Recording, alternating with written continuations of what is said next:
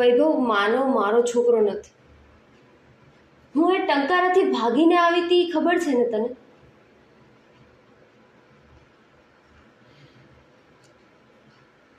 શ્યામ માટે હું બધુંય હતી વૈભવ, અને ખોટું નહીં બોલું, મારે માટે એ હતા.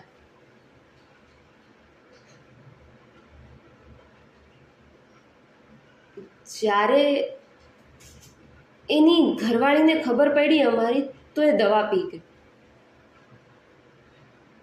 અને શ્યામે ઓલીનું મોત માથે ઓઢી લીધું.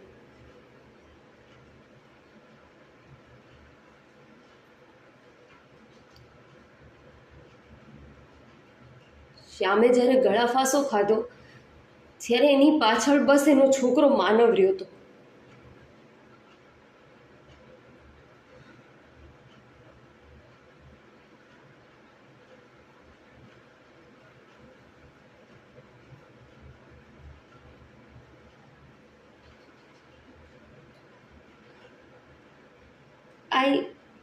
આઈ લવ યુ ટુ વૈભવ.